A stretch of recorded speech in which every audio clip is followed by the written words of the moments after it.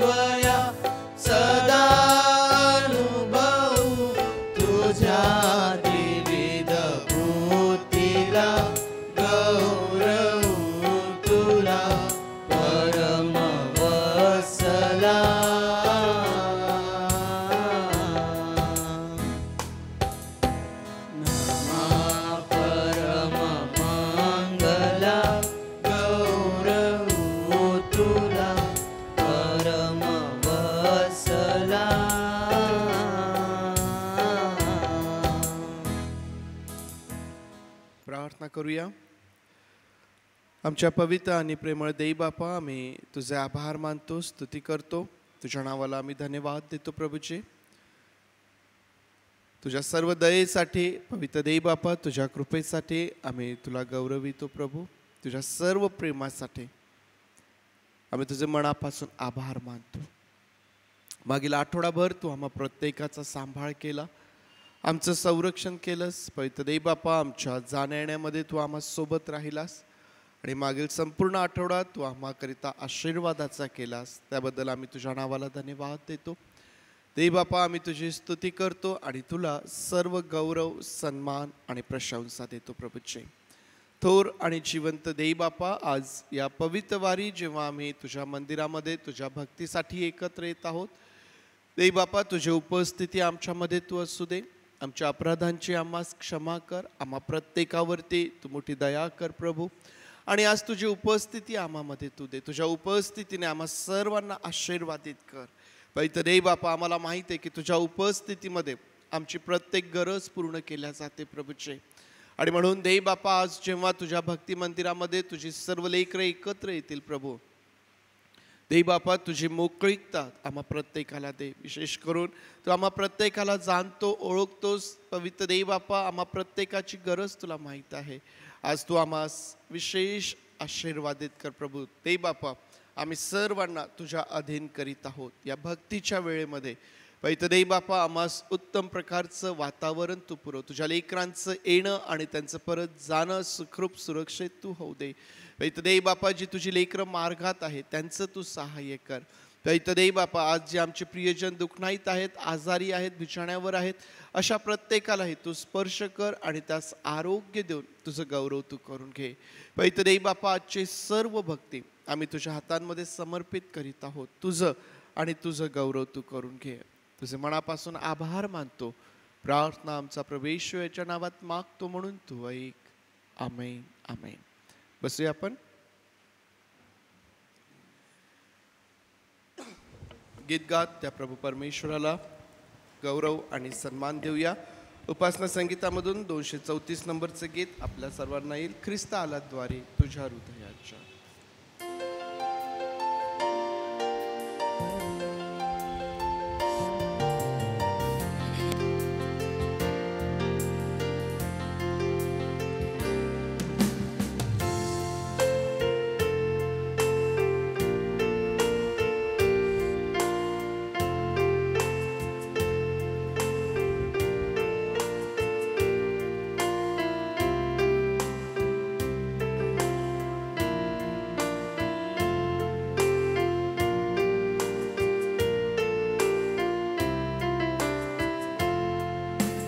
ख्रिस्त आला दारी तुझ्या हृदयाच्या. ख्रिस्त आला दारी तुझ्या हृदयाच्या. हाके लागे त्याच्या कान दे. हाके लागे त्याच्या कान दे.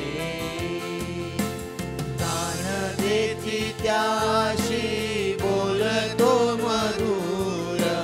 कान देती त्याशी बोलतो मधुर. उघड सत्वर दार तुझे. उघड सत्वर दार तुझे. थकला जमला उभा टाकुनिया.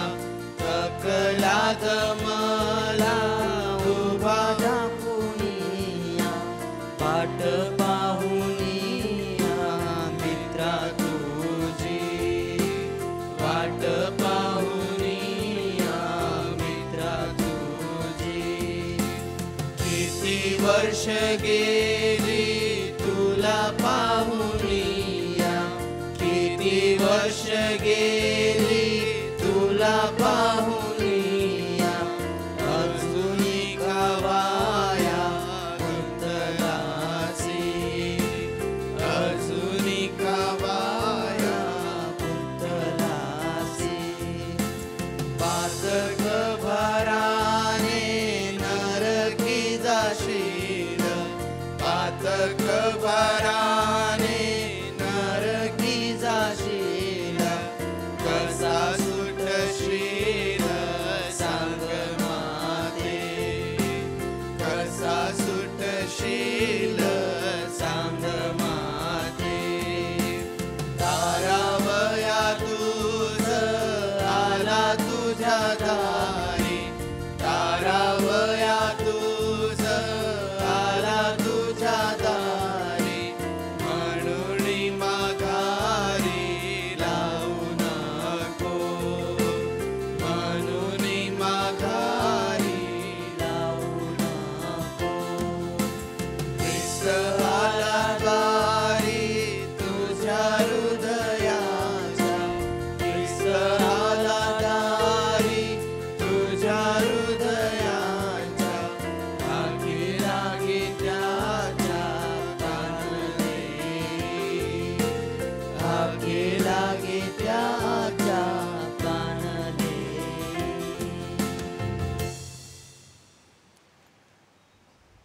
पहा मी दाराशी उभा आहे आणि ठोकत आहे. हा प्रभू येशू ख्रिस्त प्रत्येकाच्या हृदयरूपी दाराजवळ ठकठक करतो. अपेक्षा करतो की आम्ही त्याच्यासाठी दार उघडावं. आणि करमरकर जे गीतकर्ते आहेत ते यामध्ये फार सुंदर रीतीने त्याचं वर्णन करतात. आणि जर आम्ही त्या ख्रिस्ताकरिता आमच्या हृदयाचं दार उघडणार नाही तर फार सुंदर ते म्हणतात की पातक भाराने नरकी जाशील. कसा सुटशील सांग माते. जर त्या ख्रिस्ताकरिता आमचं हृदयरूपी दार उघडल्या जात नाही तर तारणाचा दुसरा मार्ग नाही. प्रभू येशू ख्रिस्त म्हणतो की मार्ग सत्य आणि जीवन मीच आहे. तो एकच मार्ग आहे. त्याच्याशिवाय मनुष्याला तारण नाही. करमरकर म्हणतात की कसा सुटशील सांग माते. दुसरा पर्याय किंवा दुसरा मार्ग त्या ठिकाणी नाही. आणि म्हणून आम्हाला माहिती आहे की जे तुम्ही आणि मी आपण जे सर्व त्या प्रभू ख्रिस्तावरती विश्वास ठेवतो, त्या तुमच्या आणि माझ्या जीवनामध्ये त्या विश्वासाचा परिणाम पापांची क्षमा आणि आमचं तारण सार्वकालिक जीवन आम्हाला मिळालेलं आहे. आणि म्हणून आपल्या संपूर्ण जीवनाचा आधार, आमचा पाया आमचा ख्रिस्त आहे. 227 नंबरचं गीत यावेळेस आपण गाऊया, जे आम्हाला सांगतं ख्रिस्त हाची पाया आशेचा खंबीर.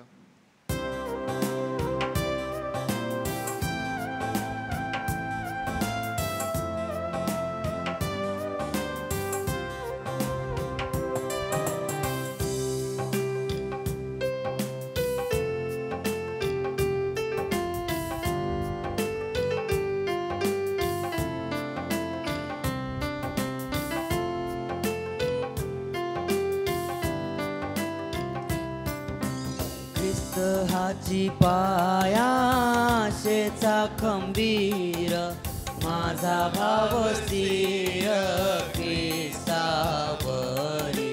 माझा भाव स्थिर ख्रिस्ताची पाया. ख्रिस्त हाची पाया आशेचा खंबीर, माझा भाव स्थिर ख्रिस्तावरी, माझा भाव स्थिर ख्रिस्तावरी. माझी आशा मात्र ख्रिस्ता पुण्यावरी, माझी आशा मात्र ख्रिस्ता पुण्यावरी. कोण मला तारी ख्रिस्ता विना, कोण मला तारी ख्रिस्ता विना. ख्रिस्त हाची पाया आशेचा खंबीर, माझा भाव स्थिर ख्रिस्तावरी, माझा भाव स्थिर ख्रिस्तावरी. अरिष्ट प्रलयी ख्रिस्त हाडळ, अरिष्ट प्रलयी ख्रिस्त हाडळ. नांगराचा बळ तोची थारा, नांगराचा बळ तोची थारा. ख्रिस्त हाची पाया आशेचा खंबीर, माझा भाव स्थिर ख्रिस्तावरी, माझा भाव स्थिर ख्रिस्तावरी. सद्वचन त्याचे मला टेका देई, सद्वचन त्याचे मला टेका देई. तेने धैर्य येई आशा लागे, तेने धैर्य येई आशा लागे. ख्रिस्त हाची पाया आशेचा खंबीर, माझा भाव स्थिर ख्रिस्तावरी, माझा भाव स्थिर ख्रिस्तावरी. ख्रिस्त पुन्हा येई न्याय ठरावाया, ख्रिस्त पुन्हा येई न्याय ठरावाया. तेव्हा मी भेटाया सिद्ध व्हावे, तेव्हा मी भेटाया सिद्ध व्हावे. ख्रिस्त हाची पाया आशेचा खंबीर, माझा भाव स्थिर ख्रिस्तावरी, माझा भाव स्थिर ख्रिस्तावरी. त्याच्या पुण्यवस्त्रे मी पांघरलेला, त्याच्या पुण्यवस्त्रे मी पांघरलेला. तेजस्वी झालेला सापडावा, तेजस्वी झालेला सापडावा.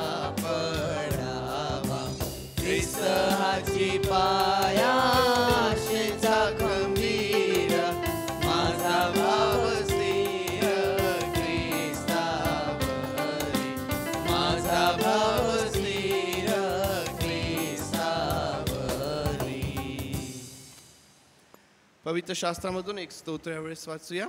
वेरोनिका वहिनी यावेळेस एक स्तोत्र वाचते. मसीह में सभी प्रियजनों को मेरा सलाम. भजन संहिता 18 उसका 1 से 15 तक.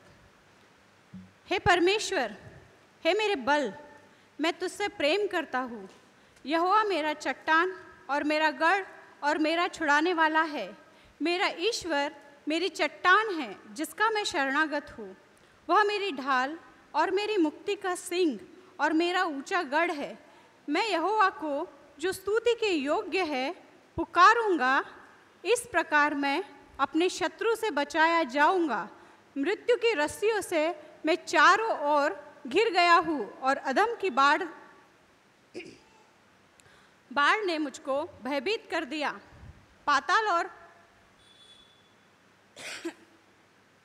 पाताल की रस्सियाँ मेरे चारों ओर थी और मृत्यु के फंदे मुझ पर आए थे. अपने संकट में मैंने यहोवा परमेश्वर को पुकारा.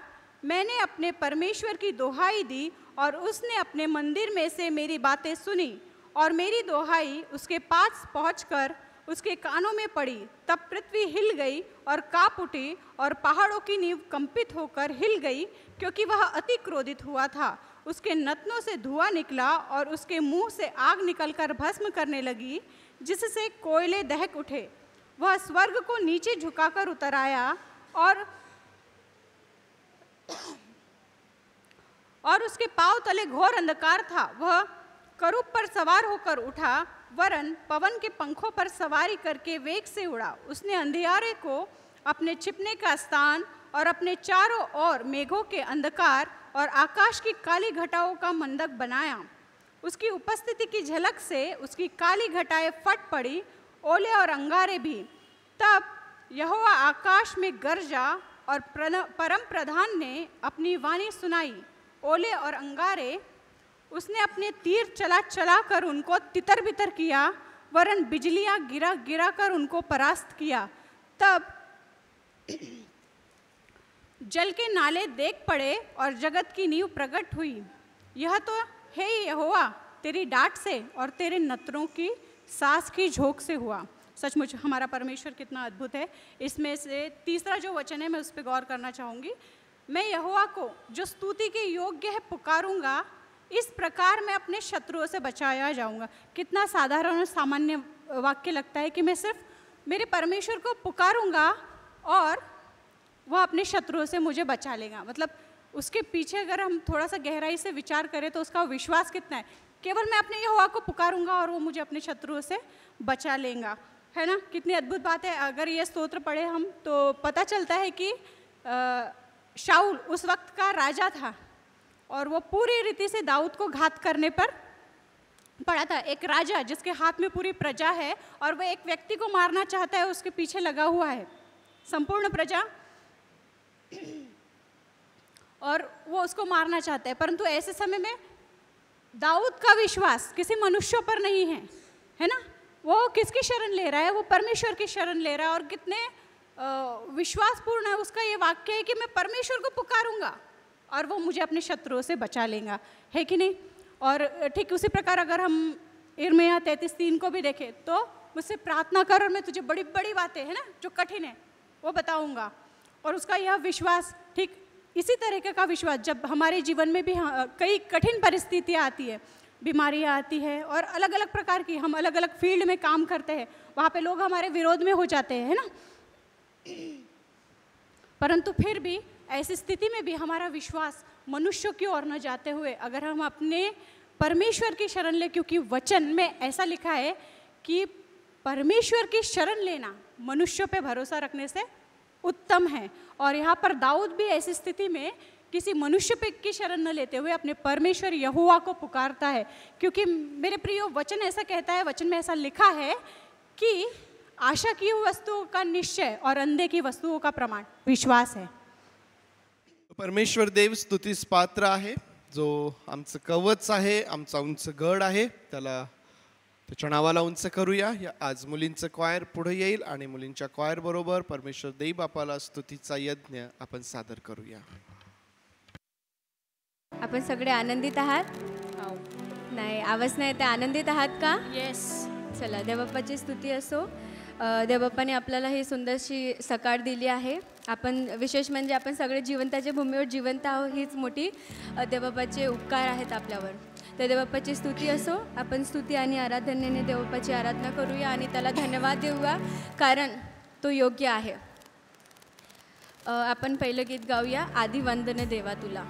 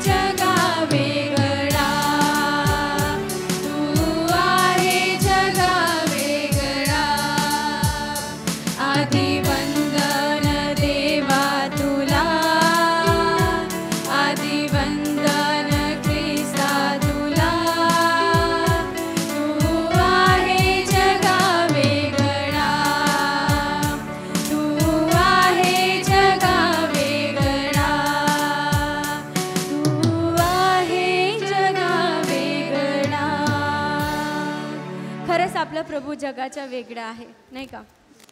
तो आपला परमेश्वर जिवंत आहे, हीच मोठी गोष्ट आहे. हा जो आपला जिवंत परमेश्वर आहे, जो आपल्याला क्षणोक्षणी आपला सांभाळ करतो, तर मी आणि आय होप सगळे विश्वास करतात की त्याच्या विना जगणं काय मुश्किल आहे. आपण श्वास पण त्याच्या विना घेऊ नाही शकत, कारण तो क्षणोक्षणी आपली रक्षा करतो. तर आपण दुसरं गीत गाऊया, मसीह बिना जीना बेकार है क्योंकि वही मेरे जीवन का आधार है, उसके बिना हम नहीं जी सकते. तो आइए हम परमेश्वर के लिए गीत गाएंगे और उसकी महिमा करेंगे. मसीह बिना जीना बेकार है. मसीह बिना जीना बेकार है, वही मेरे जीवन का आधार है. मसीह बिना जीना बेकार है, वही मेरे जीवन का आधार है. जीना मसीहा मरना नफा है, जीना मसीहा मरना नफा है, जीना मसीहा मरना नफा है, ये जीवन तैयार है. मसीह बिना जीना बेकार है, वही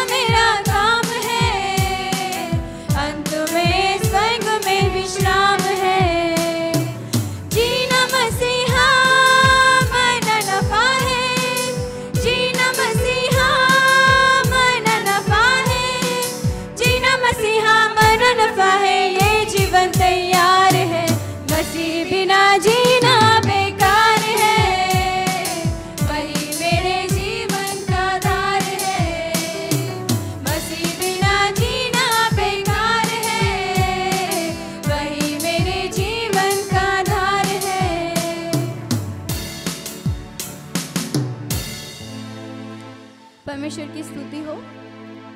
परमेश्वर ही हमारे जीवन का आधार है, नहीं क्या? पर उसके साथ साथ हमें ये भी ध्यान रखना है कि हर समय हर पल हमें क्रूस उठाकर चलना है, नहीं क्या? हमारे सांसारिक जीवन को, सारी प्रॉब्लम्स को, उन्हें क्या हमें क्रूसीफाई करना है, नहीं क्या? और मसीह के नाम को जय जयकार करना है। उसके हर पल हर क्षण हमें उसकी स्तुति करना है। फिर से एक बार हम लोग कहेंगे कि बिन तेरे में प्रभु कुछ भी नहीं, नहीं क्या? क्योंकि वो हमसे प्यार करता है। प्यार तो करता है, इतना प्यार करता है कि उसने अपने हथेली पे क्या हमारी सूरत खोद रखी है, नहीं क्या? तो हम परमेश्वर को धन्यवाद करेंगे और यहोवा के नाम की जय जयकार करेंगे। प्यार तू करता इतना।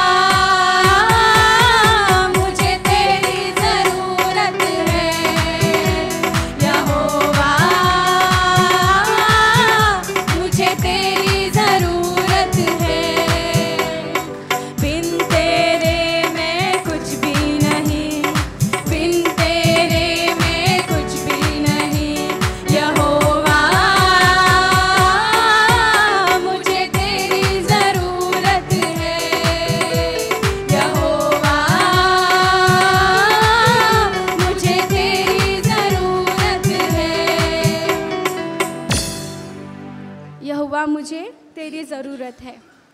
इसलिए ज़रूरत है प्रभु क्योंकि ये संसार में जीना मुश्किल है खुदावन। तेरे बिना परमेश्वर हम सांस भी नहीं सकते पिता परमेश्वर, क्योंकि शैतान हमेशा घात लगाए खड़े रहता है कि कब मैं नाश में गिरूं और आपसे दूर हो जाऊं पिता परमेश्वर। इसलिए पिता परमेश्वर आज आपसे हम दुआ मांगते हैं कि आप हमारे बीच में उतर आइए पिता परमेश्वर। मैं इस समय सारी कलीसिया से विनती करना चाहूँगी कि आप अपने जगह पर, अपने स्थानों पर खड़े हो जाए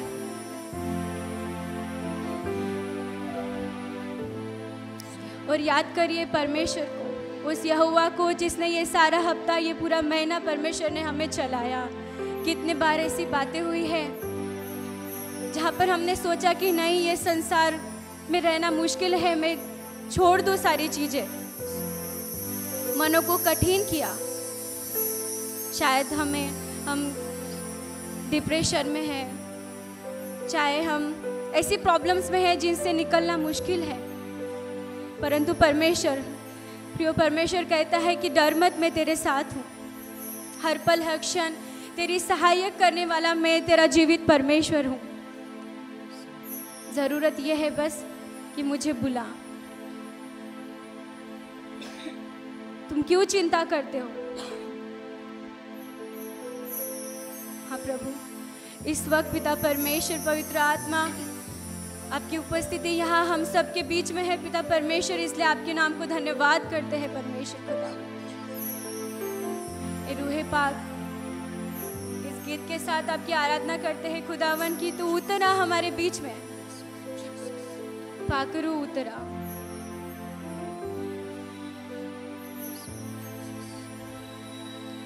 परमेश्वर इसलिए उतरा, हमें आसमानी खुशी से भर दीजिए पिता परमेश्वर, और नया गीत हमारे मन में लाइए पिता परमेश्वर खुदा।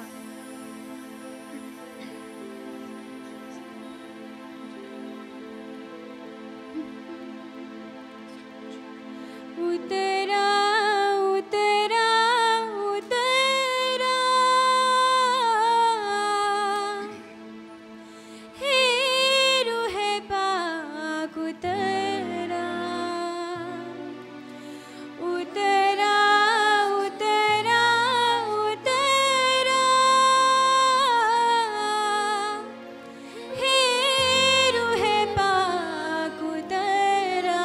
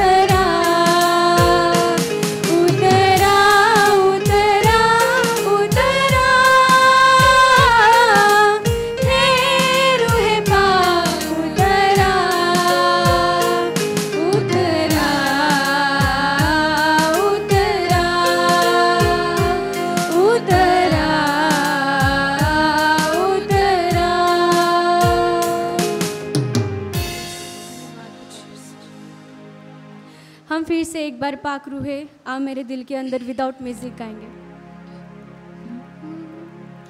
पाक रूह आ मेरे दिल के अंदर, बन जाऊं मैं तेरा मंदिर। पाक रूह आ मेरे दिल के अंदर, बन जाऊं मैं तेरा मंदिर। अपनी राह दिखा, अपनी राह दिखा। उतरा उतरा उतरा हे रूहे पाक, उतरा उतरा उतरा उतरा हे रूहे पाक, उतरा उतरा उतरा उतरा उतरा। धन्यवाद पिता परमेश्वर। हम सब प्रार्थना में जाके उस परमेश्वर को धन्यवाद करेंगे जो यहोवा शालोम है, जो यहोवा यीरे है। प्रभु आज यहाँ इस समय उपस्थित रहकर पिता परमेश्वर आपके नाम को ऊंचा उठाते हैं पिता परमेश्वर, क्योंकि आप उस योग्य है खुदावन। पिता आपके नाम को धन्यवाद करते हैं खुदावन।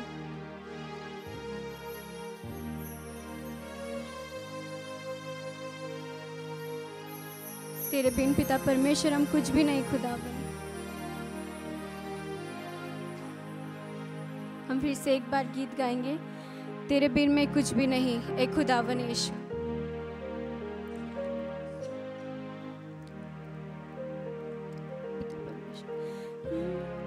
तेरे बिन मैं कुछ भी नहीं, तेरे बिन मैं कुछ भी नहीं ए खुदावंद यीशु। तेरे बिन मैं कुछ भी नहीं, तेरे बिन मैं कुछ भी नहीं, तेरे बिन मैं कुछ भी नहीं ए खुदावंद यीशु। तेरे बिन मैं कुछ भी नहीं ए खुदावंद यीशु।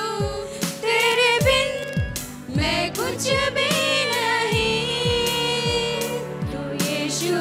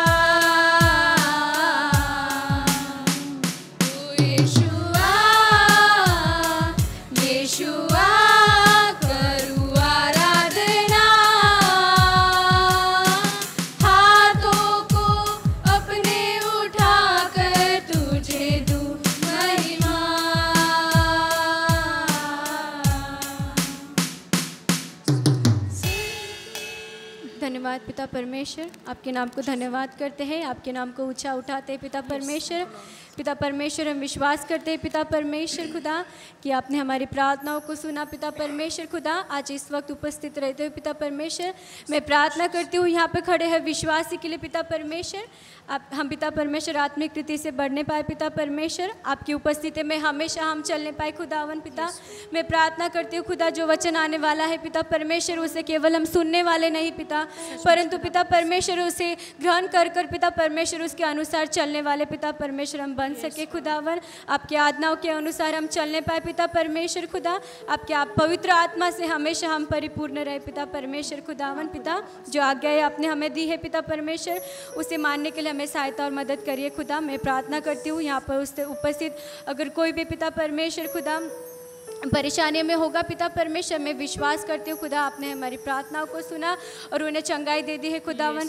मैं फिर से एक बार पिता परमेश्वर प्रार्थना करती हूँ खुदावन, अकोला में होने वाले जो क्षण हो रहा है पिता परमेश्वर खुदावन, सारे लोगों को पिता परमेश्वर आपकी सुरक्षा को प्रदान करिए पिता परमेश्वर खुदा। परिस्थिति गंभीर है पिता परमेश्वर खुदावन, परंतु हम आनंदित भी है पिता परमेश्वर क्योंकि आपका वचन कहता है पिता परमेश्वर अगर मेरे नाम से आपका क्षण होता है तो आप आशीर्वादित है पिता परमेश्वर खुदा। आपको धन्यवाद करती हूँ पिता परमेश्वर। इस धन्यवाद के साथ और पिता परमेश्वर आपकी आराधना को पिता परमेश्वर करते हुए ये छोटी सी विनती प्रभु यीशु मसीह के नाम से मांगती हूँ, आमीन।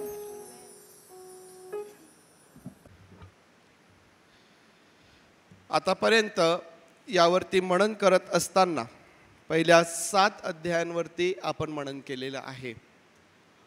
पहिल्या रविवारी अध्याय 1 याचं विश्लेषण आपण केलं। या पहिल्या अध्यायामध्ये पाऊल ज्या सर्व विषयांना हाताळतो त्या विषयांकडे आपण आपलं लक्ष लावलं। पहिल्या रविवारी पहिल्या अध्यायावरती आपण मनन केलं आणि मागच्या रविवारी दुसऱ्या अध्यायापासून तर 7व्या अध्यायापर्यंत आपण मनन केलेलं आहे। आज तिथून पुढे आपण जाणार आहोत। या प्रार्थना करूया। देव बापा पुन्हा एकदा आम्ही तुझे मनापासून आभार मानतो, तुझी स्तुती करतो।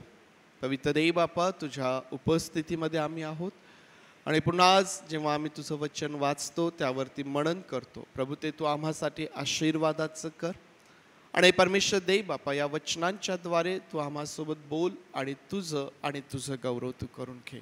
पवित्र देव बापा आम्ही सर्वजण तुझ्या अधीन होत प्रार्थना आमचा प्रभू येशू याच्या नावात मागतो म्हणून तू ऐक, आमेन आमेन। बरं, पहिले 7 अध्याय यावरती आपण मनन केलेलं आहे। त्यानंतर अध्याय 8 आणि 9 ही 2 अध्याय जी आहेत ती पाऊल प्रामुख्याने पवित्र जनांच्या सेवेकरिता किंवा पवित्र जनांची गरज भागविण्याकरिता दान जमा करणे, वर्गणी जमा करणे याकरिता तो वापरतो। अध्याय 8 आणि 9 या 2 अध्यायांचा ज्यावेळेस तुम्ही विचार कराल तुमच्या लक्षात येईल की त्यामध्ये पाऊल जो आहे हा दान देण्यासंदर्भात, वर्गणी देण्यासंदर्भात तो त्या ठिकाणी सांगत आहे आणि दान कसं द्यायचं, वर्गणी कशी द्यायची, परमेश्वराच्या मंदिरामध्ये भेट कशी आणायची किंवा पवित्र जनांच्या गरजा भागविण्याकरिता दान कसं द्यायचं याविषयी पाऊल या 2 अध्यायांमध्ये देतो। परमेश्वर देव बापाची स्तुती असो की आपली मंडळी जी आहे ही देण्यामध्ये आधीच फार पुढे आहे आणि म्हणून या 2 अध्यायांवरती फार जास्त मनन करणं कारण आपल्याकडे वेळही कमी आहे म्हणून या 2 अध्यायांना आपण स्किप करत आहोत। पण काय आहे त्या 2 अध्यायांमध्ये विषय? दान देणे। परमेश्वर देव बापाने या मंडळीला समृद्ध केलेलं आहे, परमेश्वर देव बापाने या मंडळीला आशीर्वादित केलेलं आहे आणि तुम्ही आणि मी परमेश्वराला देण्यासंदर्भात आपण त्याच्यासोबत विश्वासू आहोत। हा विश्वास माझा आहे। परंतु एक गोष्ट मात्र त्या ठिकाणी पाऊल जी सांगतो मासेदोनिया येथील मंडळांसंदर्भात ती फार सुंदर आहे। पाऊल असं म्हणतो की हे लोक जे स्वतः अडचणीत आहेत ते स्वतः आर्थिक दृष्टीने संघर्ष करीत आहेत, परंतु त्यांनी स्वतःहून ही इच्छा दर्शविली की आम्हाला पवित्र जनांच्या सेवेकरिता आमचा वाटा देऊ द्या. पाऊल असं म्हणतो की आमच्या अपेक्षेपेक्षाही अधिक त्याने केलं. त्यांनी काय केलं माहिती आहे?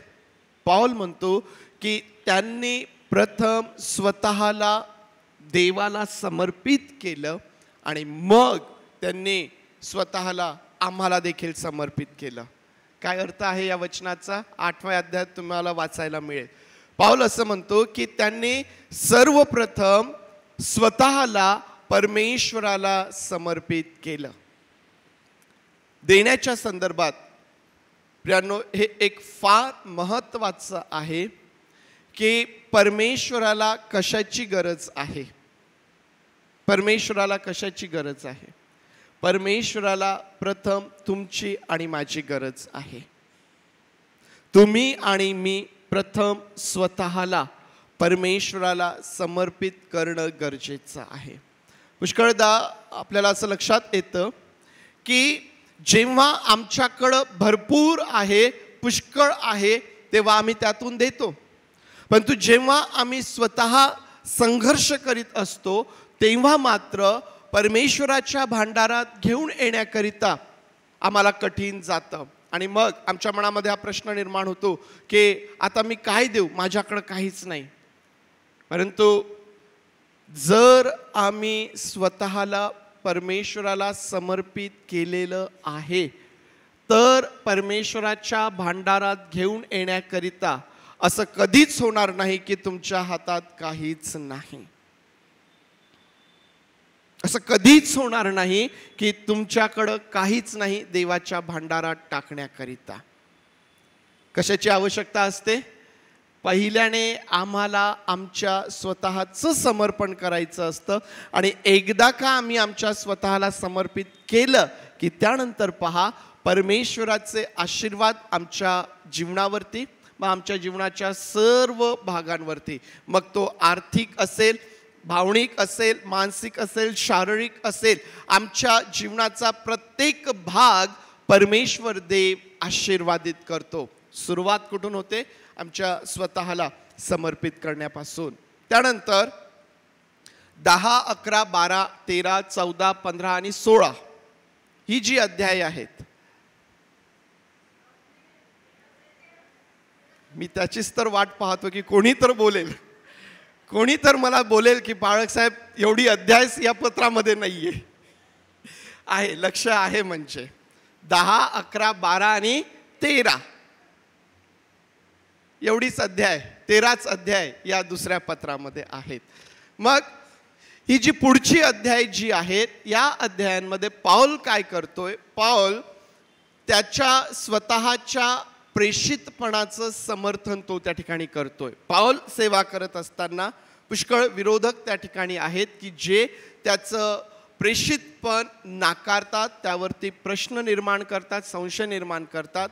त्यांना पाऊल या पुढच्या अध्यायांमध्ये त्यांच्या संदर्भात तो लिहित आहे आणि या लोकांना उत्तर देत असताना पाऊल म्हणतो, पावलाने जी सेवा केलेली आहे, पावलाचं जे समर्पण आहे, पावलाचं जे जीवन आहे, त्या आपल्या जीवनामधून, त्या आपल्या सेवेमधून पाऊल या लोकांना त्या ठिकाणी उत्तर देतो. आणि म्हणून 8, 9 देण्यासंदर्भात पाऊल शिकवतो. 10, 11, 12, 13 ही अध्याय पाऊल ही स्वतःच्या प्रेषितपणाबद्दल त्या ठिकाणी समर्थन करण्याकरिता तो वापरतो. आज तुम्ही आणि मी ज्या संदर्भावरती आपलं लक्ष केंद्रित करणार आहोत तो म्हणजे 12वा अध्याय आणि वचन 7 ते 10 पर्यंत. 7 ते 10 पर्यंत. आज काय बोलावं याचा विचार करत असताना, प्रार्थना करत असताना हा संदर्भ यावरती बोलावं म्हणून परमेश्वर देवबापाने उत्तेजन दिलं आणि म्हणून आज हा संदर्भ मी तुमच्या समोर ठेवत आहे. करिंथकरास दुसरे पत्र 12वा अध्याय आणि वचन 7 ते 10. प्रगटीकरणाच्या विपुलतेमुळे मी चढून जाऊ नये म्हणून माझ्या शरीरात एक काटा म्हणजे मला ठोसे मारण्याकरिता सैतानाचा एक दूत ठेवण्यात आला आहे. मी चढून जाऊ नये म्हणून ठेवण्यात आला आहे. हा माझ्यापासून दूर व्हावा अशी मी प्रभूजवळ 3दा विनंती केली, परंतु त्याने मला म्हटले आहे, माझी कृपा तुला पुरे आहे, कारण अशक्तपणातच शक्ती पूर्णतेस येते. म्हणून ख्रिस्ताच्या सामर्थ्याची छाया माझ्यावर राहावी म्हणून मी विशेष करून आपल्या अशक्तपणाची प्रौढी फार आनंदाने मिरवील. ख्रिस्तासाठी दुर्बलता, अपमान, अडचणी, पाठलाग, संकटे यात मला संतोष आहे, कारण जेव्हा मी अशक्त तेव्हाच मी सशक्त आहे. परमेश्वर देवबाप ही वचने आपल्यासाठी आशीर्वादाची करोत. प्रियांनो, या संदर्भाकडे ज्यावेळेस आम्ही पाहतो, जो विषय आज यामधून आपण आपल्या समोर ठेवणार आहोत तो म्हणजे पावलाच्या शरीरातील काटा. पावलाच्या शरीरातील काटा. आता आपल्याला माहित आहे की अतिशय चर्चेचा असणारा हा प्रश्न असतो. प्रत्येकांना ही उत्सुकता असते, हे कुतूहल असतं की बाबा नेमकं पावलाच्या शरीरात कोणत्या प्रकारचा काटा होता. पुष्कळदा वेगवेगळ्या सभांमधून हा प्रश्न जो आहे हा सेवक वर्गाला विचारला जातो की पाऊल जे म्हणतो की माझ्या शरीरामध्ये एक काटा आहे, तो काटा निघून जावा याकरिता मी 3दा प्रार्थना केली, 3दा विनंती केली, परंतु माझ्या प्रभूने मला उत्तर दिलं आहे की माझी कृपा तुला पुरे आहे. आज हा जो संदर्भ आहे त्यावरती, या विषयावरती आपण आपलं लक्ष केंद्रित करूया. आणि निश्चित जेव्हा या विषयाकडं आपण आपलं लक्ष केंद्रित करतो, आपला प्रभू परमेश्वर देव त्यातून तुम्हासोबत आणि माझ्यासोबत देखील बोलणारा आहे. मग प्रियांनो, पावलाच्या शरीरातील काटा, आता हा कोणत्या प्रकारचा काटा आहे किंवा काय आहे, पावलाला नेमकं या ठिकाणी काय म्हणायचं आहे? पवित्र शास्त्र याबद्दल स्पष्टपणे सांगत नाही. पवित्र शास्त्र या संबंधाने स्पष्ट सांगत नाही, परंतु हा काटा पावलाच्या शरीरात असण्याचा जो परिणाम आहे, त्यामुळं पावलाला जो त्रास आहे त्याची तीव्रता लक्षात येण्यासाठी काय शब्द प्रयोग केलेला आहे? या काट्याला काय म्हटलेलं आहे? सैतानाचा दूत. सैतानाचा दूत त्याला म्हटलेलं आहे. यावरून आपल्या हे लक्षात येईल की या काट्यामुळं, या दूतामुळं किंवा या त्रासामुळं पावलाची काय अवस्था त्या ठिकाणी होत असेल. परंतु नेमकं हा काटा म्हणजे काय आहे हे स्पष्टपणे सांगितलेलं नाही. अभ्यासक किंवा जे पवित्र शास्त्राचं खोल विश्लेषण करणारे आहेत ते आपापलं वेगवेगळं मत त्या ठिकाणी मांडतात, परंतु पवित्र शास्त्र हे त्याविषयी स्पष्टपणे सांगत नाही. ज्या ठिकाणी पवित्र शास्त्र स्पष्टपणे सांगत नाही त्या ठिकाणी आम्ही काय करायचं असतं? त्या ठिकाणी आम्ही काय करायचं असतं? ज्या ठिकाणी पवित्र शास्त्र स्पष्ट उत्तर देत नाही त्या ठिकाणी आम्ही काय करायचं असतं?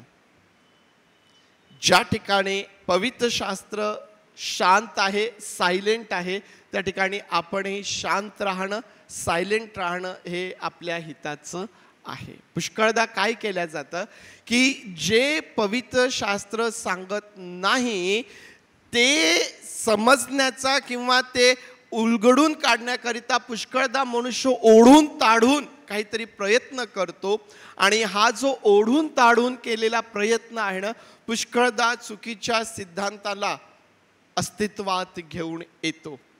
आणि म्हणून ज्या ठिकाणी पवित्र शास्त्र शांत आहे, आता हा एकच विषय आहे का की ज्या ठिकाणी पवित्र शास्त्र शांत आहे? असे पुष्कळ विषय आहेत. उत्पत्ती जर तुम्ही वाचली तर त्या ठिकाणी असे अनेक प्रश्न आहेत की ज्याचं उत्तर पवित्र शास्त्र स्पष्टपणे सांगत नाही. अभ्यासकांचं जे मत आहे प्रियांनो, त्यावरून आपल्याला एक अंदाजा लागतो, परंतु ते फक्त आपल्या माहितीसाठी आहे. हे तसंच आहे हा हट्ट त्या ठिकाणी करता येत नाही. आता आम्हाला माहिती आहे की काटा म्हटल्यानंतर काट्याचा परिणाम काय होतो? काट्याचा परिणाम काय होतो? कोणाकोणाला टोचलाय काटा? जे शेतांमध्ये फिरलेले आहेत, ग्रामीण भागांमध्ये फिरलेले आहेत, विना चपलीचे फिरलेले आहेत, त्यांना काटा कसा टोचतो त्याचा अनुभव आहे. फार त्रास होतो, फार त्रास होतो. कधी कधी काटा जो असतो ना, शेतातील पीक ज्वारी किंवा धान जे आहे, ज्यावेळेला ते कापल्या जातं, कधी कधी त्याचे फार मोठमोठे कंस जे असतात ना, टोकदार, ते शेतामध्ये तसेच असतात. आणि ते ज्यावेळेस टोचतात प्रियांनो, फार भयंकर वेदना त्यापासून होतात. काटा जो दर्शक आहे वेदना, दुःख, त्रास, याचं दर्शक काय आहे? काटा. काटा टोचल्यावर काय होतो?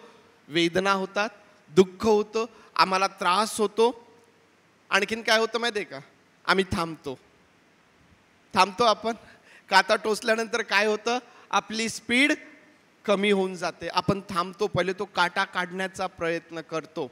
प्रियांनो, या काही गोष्टी आम्हाला आमच्या लक्षात ठेवता येतील.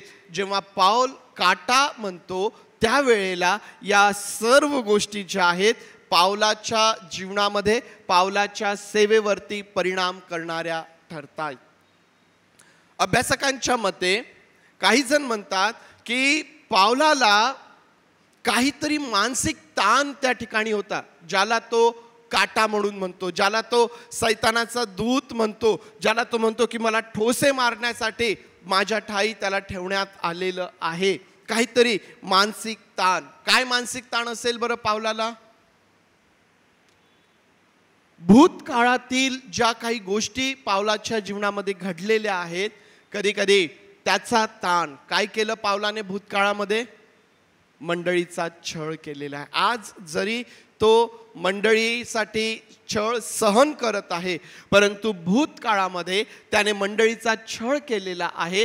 आणि हा मंडळीचा छळ करत असताना त्याची तीव्रता कितीतरी कठोर त्या ठिकाणी आम्हाला दिसून येते. आम्हाला माहीत आहे की कधी कधी आमच्या भूतकाळामध्ये झालेल्या गोष्टी आमच्या वर्तमान काळावरती पुष्कळदा परिणाम करतात.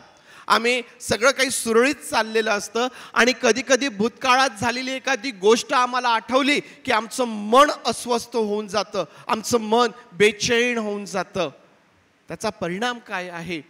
भूतकाळातल्या गोष्टी पुष्कळदा वर्तमान काळामध्ये आम्हाला अस्वस्थ करणाऱ्या असतात. भूतकाळातील अशी एखादी गोष्ट पावलाला मानसिक ताण त्या ठिकाणी निर्माण करत असेल, मंडळीची जी चिंता पावलाला आहे, मंडळीची जी काळजी आहे, त्या संदर्भात ते असू शकतं. सेवा करत असताना मनुष्य या नात्याने जे वेगवेगळ्या प्रकारची मोह आमच्या समोर असतात, प्रियांनो, या सर्व गोष्टी पावलाचा मानसिक ताण त्यामुळं वाढतोय का? ज्याला पाऊल काटा म्हणून, सैतानाचा दूत म्हणून त्या ठिकाणी तो म्हणतो. आणखीन काही जणांचं म्हणणं आहे की पावलाचे जे विरोधक आहे, जे त्याला वारंवार सेवा करत असताना अडचणी निर्माण करत आहे, ज्यांच्यामुळं पावलाला त्रास होत आहे, ज्यांच्यामुळं पावलाच्या सेवेवरती परिणाम होत आहे, पावलाचे जे असे विरोधक आहे, पाऊल कदाचित त्यांना तर काटा म्हणून त्या ठिकाणी म्हणत नाहीये. काही जणांचं म्हणणं आहे की पाऊल कदाचित त्या लोकांच्या संदर्भात या ठिकाणी उल्लेख करत आहे. जर आम्ही पवित्र शास्त्रामध्ये जर गणनाचं पुस्तक अध्याय 33 आणि 55 जर वाचलं तर त्या ठिकाणी परमेश्वर देवाने इस्रायल लोकांना कणान देशामध्ये घेऊन आलेला, आणि कणान देशामध्ये ज्यावेळेस परमेश्वर ह्या लोकांना घेऊन येणार, परमेश्वर म्हणतो की त्याच्या ज्या सीमा आहेत त्यामधून देवाच्या लोकांनी, इस्रायल लोकांनी काय करायचं आहे? जे सर्व त्या ठिकाणचे लोक आहेत त्यांना घालवून द्यायचे आहेत. गणना 33-55 मध्ये परमेश्वर म्हणतो की तुम्ही त्यांना घालवून द्या. जर तुम्ही त्यांना घालवून देणार नाही तर ते तुम्हाला काट्याप्रमाणे होतील, तर ते तुम्हाला काट्याप्रमाणे होतील, आणि जिथं कुठं तुम्ही राहाल त्या ठिकाणी ते तुम्हाला त्रास देतील. विरोधक जे आहेत पुष्कळदा पाऊल त्याकडं काट्याप्रमाणे तो पाहतो. आणखीन जर यहेजकेल 28 आणि 24 जर तुम्ही वाचलं तर त्याही ठिकाणी अशाच प्रकारचा संदर्भ आम्हाला दिसून येतो. यहेजकेल 28 आणि 24 ज्या ठिकाणी परमेश्वर म्हणतो की मी स्वतः त्या ठिकाणाहून अशा प्रकारचे काटे काढून टाकेल आणि ज्यावरून त्यांना समजेल की मी त्यांचा देव परमेश्वर आहे. आणि म्हणून ज्यावेळेस आम्ही गणना आणि यहेजकेल याचा संदर्भ पाहतो त्या ठिकाणी देवाच्या लेकरांचे जे विरोधक आहे त्यांना काट्याची उपमा त्या ठिकाणी वापरलेली आहे. तिसरा आणखीन त्यामध्ये मत आहे की पावलाला काहीतरी शारीरिक व्याधी त्या ठिकाणी असावी. आणि हे मत जे आहे ना हे पुष्कळदा त्या ठिकाणी दाखविलं जातं. हे मत जे आहे पुष्कळदा त्या ठिकाणी समोर केलं जातं की पावलाला कदाचित काहीतरी शारीरिक व्याधी आहे. जर तुम्ही गलतीकारास पत्र 4 अध्याय आणि 13 ते 14 वचने जर तुम्ही वाचले तर पाऊल या गलती येथील मंडळीला म्हणतो की माझ्या शारीरिक व्याधीमुळे मला प्रथम तुम्हाला सुवार्ता सांगण्याची संधी मिळाली. मला प्रथम तुम्हाला सुवार्ता सांगण्याची संधी मिळाली माझ्या शारीरिक व्याधीमुळं. आणि त्यामुळं कदाचित पावलाला काहीतरी शारीरिक व्याधी असावी या संदर्भामध्ये देखील पुष्कळदा बोलल्या जातात. आता वास्तविक पाहता काटा म्हटल्यानंतर कशाचं काय होतं? काटा पायात जातो. मग काटा टोचल्यानंतर काय होतं? शरीराला वेदना होतात, शरीराला त्रास होतो, शरीराला दुःख होतं. आणि म्हणून हा जो तिसरा भाग त्यामधला आहे तो पुष्कळदा त्या ठिकाणी त्याचा संदर्भ दिला जातो. हा काटा निघून जावा, हा काटा निघून जावा यासाठी पाऊल म्हणतो की मी 3 वेळेस विनंती केली. किती वेळेस? 3दा पाऊल म्हणतो की हा काटा माझ्यापासून दूर होण्याकरिता मी 3दा विनंती केली. देवाने पावलाची प्रार्थना ऐकली का? त्याला उत्तर दिलं का? पाऊल जेव्हा ही प्रार्थना करतो की देवा माझ्या शरीरातील हा काटा तू काढून टाक, देवाने पावलाला उत्तर दिलं का? आता वास्तविक पहा, पाऊल स्वतः सेवा करतोय आणि पावलाच्या प्रार्थनेने अनेक चिन्ह चमत्कार त्या ठिकाणी घडलेली आहे. 12व्या अध्यायामध्येच पाऊल त्याचा उल्लेख करतो आणि पाऊल असं म्हणतो की कुठल्याही गोष्टी संदर्भात मी कमी पडलेलो नाही. वचन 12मध्ये तो म्हणतो चिन्हे, अद्भुते व महत्कृत्ये यांच्या योगे तुम्हामध्ये प्रेषितांनी करावयाची चिन्हे पूर्ण धीराने करून दाखविण्यात आली. चिन्हे, चमत्कार, अद्भुते या सर्व गोष्टी पावलाच्या सेवेतून, पावलाच्या प्रार्थनेतून त्या ठिकाणी घडलेल्या आहेत. परंतु जेव्हा पाऊल आता स्वतःसाठी प्रार्थना करतोय की देवा तू माझ्या शरीरातील काटा काढून टाक, परमेश्वराने पावलाला उत्तर दिलं का? उत्तर दिलं का पावलाला परमेश्वराने? हो की नाही? जोरात काहीतरी बोला, कारण चेहरे कन्फ्युज्ड आहेत. हो की नाही? हो. किती जणांना वाटतं हो? आहेत काही. आणि किती जणांना वाटतं नाही उत्तर दिलं? हात वर करू नका. जेव्हा देवबापाकडं पाऊल प्रार्थना करतो की माझ्या शरीरातील हा काटा काढून टाक, देवाने पावलाला काय उत्तर दिलं? माझी कृपा तुला पुरे आहे. माझी कृपा तुला पुरे आहे. हीच अडचण निर्माण होते प्रियांनो. आम्ही देवाकडं प्रार्थना करतो आणि आम्हाला असं वाटतं की परमेश्वर माझी प्रार्थना ऐकत नाहीये, मला माझ्या प्रार्थनेचं उत्तर देत नाहीये. परंतु परमेश्वर जे उत्तर आम्हाला देत असतो पुष्कळदा त्या उत्तराकडं आमचं लक्ष जात नाही. पुष्कळदा ते उत्तर आम्ही समजून घेत नाही. तुम्ही आणि मी प्रार्थना केल्यानंतर आमच्या प्रार्थनेप्रमाणेच घडून येईल हे अपेक्षित नाहीये, परंतु आम्ही प्रार्थना करावी आणि त्या परमेश्वराने ती प्रार्थना ऐकावी, हेच आमच्यासाठी आशीर्वादाचं आहे. ज्यावेळेस आम्ही प्रार्थना करतो आणि प्रार्थनेप्रमाणे परिस्थिती जी आहे ती घडून येत नाही किंवा परिस्थिती बदलत नाही किंवा आजार बरा होत नाही किंवा त्रास नाहीसा होत नाही, दुःख नाहीसं होत नाही, याचा अर्थ हा नाही की देव प्रार्थनेचं उत्तर देत नाहीये किंवा तो ऐकत नाहीये. तो ऐकतोय, तो प्रार्थनेचं उत्तर देतोय. पुष्कळदा आपण उन्हे पडतो ते उत्तर पाहण्याकरिता किंवा ते उत्तर समजून घेण्याकरिता. आणि म्हणून आज जेव्हा पाऊल या ठिकाणी म्हणतो की मी 3दा प्रार्थना केली, परंतु पावलाच्या शरीरातील तो काटा त्या ठिकाणाहून काढण्यात आला नाही, परंतु परमेश्वराने त्याच्या प्रार्थनेचं उत्तर मात्र दिलं की माझी कृपा तुला पुरे आहे. प्रियांनो, परमेश्वर आमच्या प्रार्थनेची उत्तरं देणारा आमचा प्रभू परमेश्वर आहे. प्रश्न हा आहे की पावलाच्या शरीरात हा काटाच का आहे? पावलाच्या शरीरामध्ये हा काटा का आहे? पुष्कळदा आम्हाला असं वाटतं ना की माझ्यासोबत असं का, माझ्याच जीवनात असं का, माझ्याच कुटुंबात असं का, मलाच का, मीच का. पावलाच्या जीवनामध्ये, पावलाच्या शरीरामध्ये हा काटा का? कोणी ठेवला तो? कोणी ठेवला तो? पावलाच्या शरीरामध्ये हा काटा कोणी ठेवला? सांगितलेलं आहे का कोणी ठेवला? पाऊल म्हणतो की माझ्या शरीरात एक काटा ठेवण्यात आलेला आहे. आता तो परमेश्वराने ठेवला की सैतानाने ठेवला हे त्या ठिकाणी काही स्पष्ट सांगितलेलं नाही. पावलाच्या शरीरामध्ये एक काटा आहे. पाऊल तो काटा निघून जाण्यासाठी प्रार्थना करतोय आणि प्रभू म्हणतो की माझी कृपा तुला पुरे आहे. आणि या ठिकाणी प्रियांनो, एक गोष्ट आमच्यासाठी फार महत्त्वाची आहे की परमेश्वर देव हा सर्व शक्तिमान परमेश्वर आहे. त्याला सर्व गोष्टींवरती अधिकार आहे.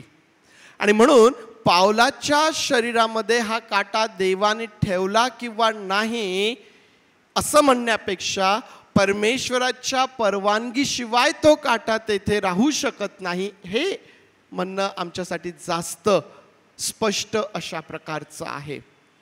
तुम्हाला माहिती आहे की सैतानाने इयोबाची परीक्षा पाहण्याचा निर्णय केला.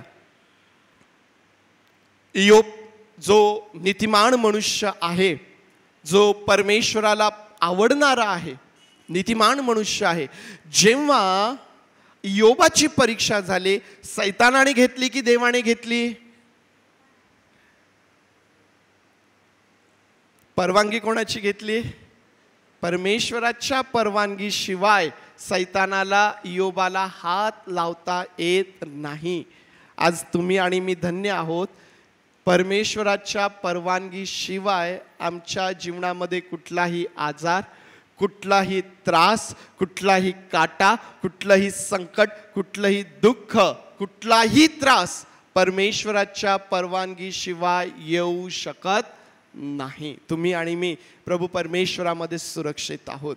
आणि मग जेव्हा केव्हा परमेश्वर परवानगी देतो ना प्रियांनो, सर्व नियंत्रण परमेश्वराच्या हातांमध्ये असतं. परमेश्वर देवबापाने सर्व गोष्टींची व्यवस्था ही त्या ठिकाणी आमच्याकरिता करून ठेवलेली असते.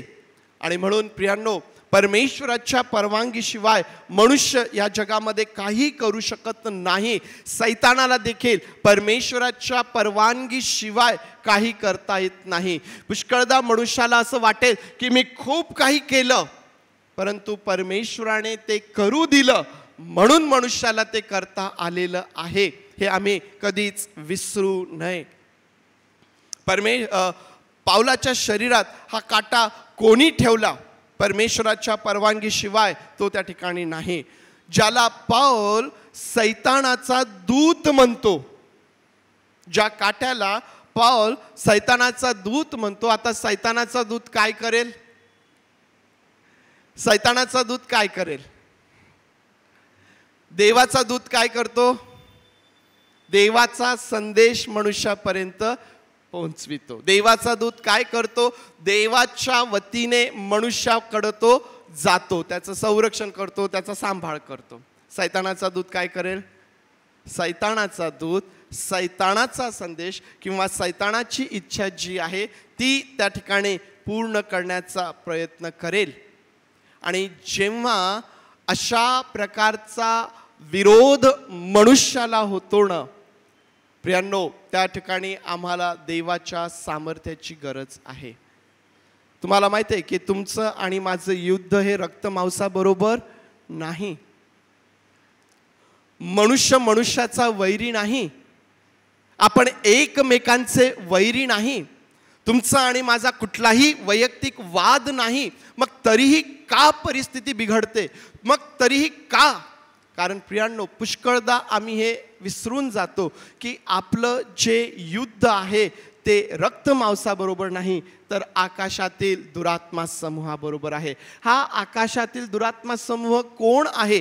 हे सैतानाचे दूत आहेत. हे सैतानाबरोबर खाली टाकण्यात आलेले लोक आहे, दूत आहेत. आणि त्यांच्याबरोबर जेव्हा तुमचं आणि माझं युद्ध आहे, आम्हाला देवाच्या सामर्थ्याची गरज आहे. आम्हाला परमेश्वराच्या कृपेची गरज आहे. कारण आता जेव्हा हा सैतानाचा दूत पावलाला विरोध करतोय, त्याला अडवण्याचा प्रयत्न करतोय, प्रियांनो, परमेश्वर देव जो आहे पावलाला त्या ठिकाणी कृपा पुरवीत आहे.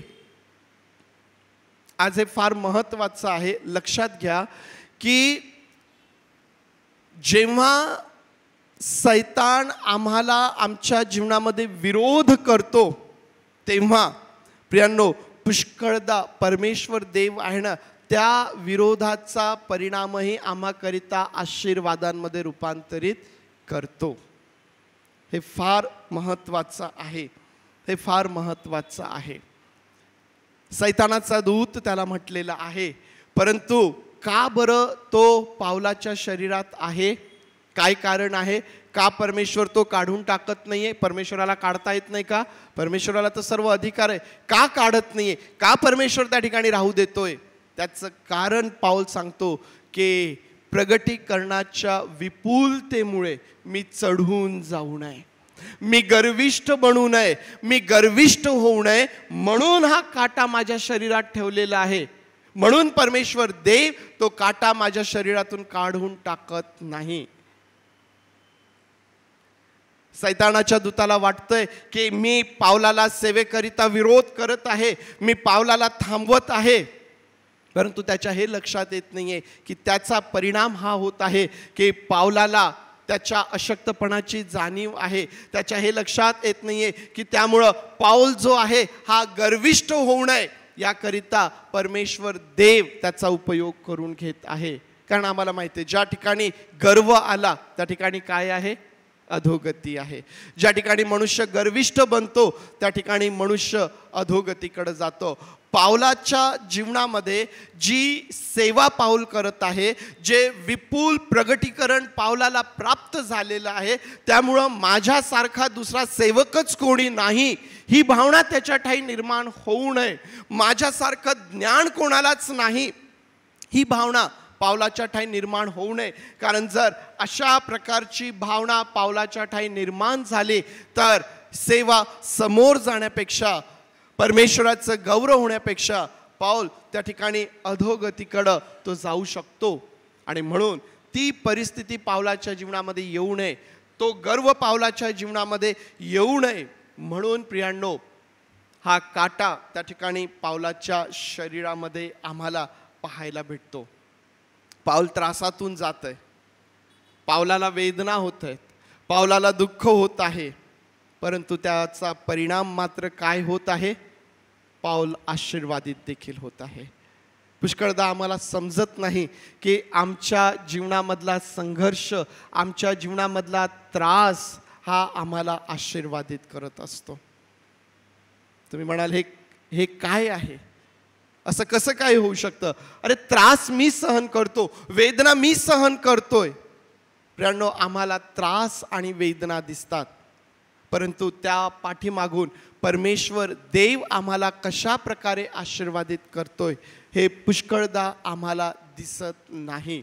आज जेव्हा आम्ही या संदर्भाकडे बघतो, पावलाच्या शरीरातील हा काटा ज्यावेळेस आम्ही त्याच्याकडं लक्ष देतो, प्रियांनो, हे आमच्यासाठी फार महत्त्वाचं आहे की परमेश्वर देव जो आहे ना, हा केवळ आम्हाला आमच्या चांगल्या परिस्थितींमधून, आनंदाच्या दिवसांमधूनच आशीर्वादित करतो असं नाही, तर तो आम्हाला आमच्या दुःखाच्या दिवसांमधून, आमच्या संघर्षाच्या दिवसांमधून, आमच्या त्रासाच्या दिवसांमधूनही तो आम्हाला आशीर्वादित करण्यासाठी समर्थ आहे. तो परमेश्वर देव हा सक्षम परमेश्वर आहे प्रियांनो. आणि म्हणून तुम्हाला आणि मला सैतानाच्या कुठल्याही गोष्टीला, कुठल्याही हल्ल्याला, कुठल्याही गोष्टीला आम्हाला घाबरण्याची गरज नाही, कारण आपण सर्वजण जे आहोत ते परमेश्वराच्या हातांमध्ये आपण सुरक्षित आहोत प्रियांनो. आम्हाला असं वाटतं का की आज माझ्याही शरीरात एखादा काटा आहे? आम्हाला असं वाटतं का की माझ्याही शरीरात एखादा काटा आहे? मी पुष्कळदा प्रार्थना केली की देवा मला बरं कर, देवा ही परिस्थिती बदल. पुष्कळदा मी प्रार्थना करतोय, परंतु ते होत नाही आहे. घाबरून जाऊ नका, देवाची कृपा आम्हाला पुरे आहे. परमेश्वर देव आम्हाला त्यातूनच आशीर्वादित करणारा आमचा प्रभू परमेश्वर आहे. प्रियांनो, आज संपवत असताना ज्यावेळेस आम्ही या ठिकाणाहून जाणार आहोत, आम्ही काय बोध घेऊन या ठिकाणाहून जाणार प्रियांनो? आज पहिला बोध जो आहे ना, तो बोध हा आहे की आम्ही पडू नये म्हणून आम्हाला सावध राहण्याची गरज आहे. या आधी देखील मी सांगितलं की ज्याला असं वाटतं की मी उभा आहे त्याने पडू नये म्हणून सावध राहा. पावलासारखा सेवक पडू नये म्हणून त्याच्या शरीरात काटा आहे, त्याने गर्विष्ठ बनू नये म्हणून त्याच्या शरीरामध्ये काटा आहे, कारण पडण्याची भीती ही नेहमीच त्या ठिकाणी आहे. आम्ही पडू नये म्हणून आम्हाला सावध राहायचं आहे. त्रासांना, संकटांना, आजारांना घाबरण्याची गरज नाही. परमेश्वर देव आम्हाला त्यातून आशीर्वादित करतो. तिसरा बोध, देवाची कृपा तुम्हाला आणि मला पुरे आहे. आणि शेवटचा म्हणजे पाऊल जे म्हणतो की जेव्हा मी अशक्त तेव्हाच मी सशक्त आहे. आमच्या अशक्तपणामध्येच देवाची शक्ती जी आहे ती पूर्णत्वास येते. या आपले डोळे बंद करूया आणि आज जो बोध तुम्हाला आणि मला परमेश्वर देवबापाच्या वचनांमधून आहे प्रियांनो, तो आम्हाला आमच्या अंतःकरणात खोलवरती रुजवता येईल. पावलासारखी आमची स्थिती आहे काय? परमेश्वर देवबाप आज आमच्यासोबत बोलणारा आहे. परमेश्वर मला प्रार्थनेचं उत्तर देत आहे, परंतु ते मला समजत आहे काय?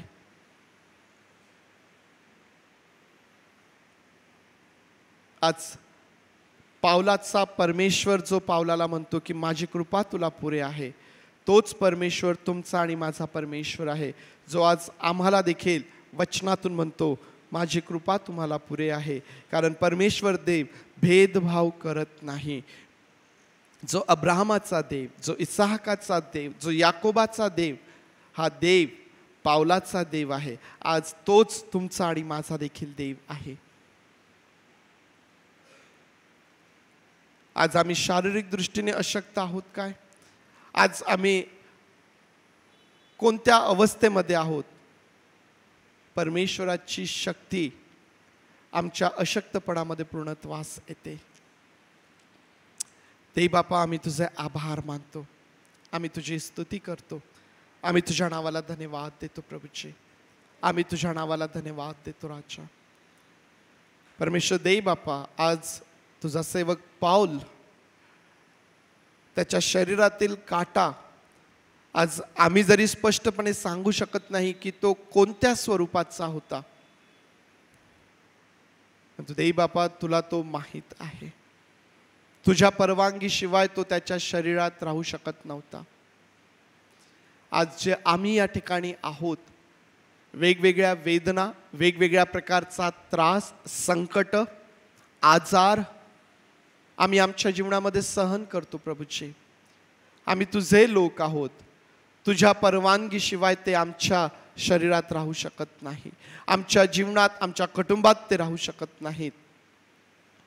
देई बापा, जेव्हा प्रार्थना करूनही हे बदलत नाही, देई बापा, आम्ही तुझ्याकडं अधिक विशेष करून लक्ष लावावं म्हणून तू आमचं सहाय्य कर. आम्हाला तुझी कृपा पुरव प्रभूचे, आम्हाला तुझी कृपा पुरव. आणि आम्ही सर्वजण प्रभू हे मान्य करतो की आम्ही अशक्त आहोत, आम्ही दुर्बल आहोत.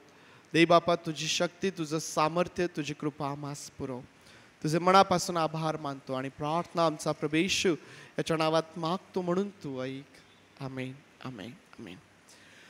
यावेळी प्रभूने शिकवलेली प्रार्थना करूया. हे आमच्या स्वर्गातील बापा, तुझे नाम पवित्र मानले जाव, तुझे राज्य येव, जसे स्वर्गात तसेच पृथ्वीवर. तुझ्या इच्छेप्रमाणे आमचे रोजची भाकर आज आम्हास दे. आणि जसे आम्ही आमच्या ऋण्यास ऋण सोडले तसेच तू आमचे ऋणे आम्हास सोड. आणि आम्हास परीक्षेत आणू नकोस, तर आम्हास वाईटापासून सोडी. कारण की राज्य, सामर्थ्य आणि गौरव हे सर्व काळ तुझीच आहेत. आमेन. सुवंध्य देवा परात्पर स्तवा त्याला कारीव तो बाप पुत्र आत्माचा त्रैग्याला ध्यानात्मा.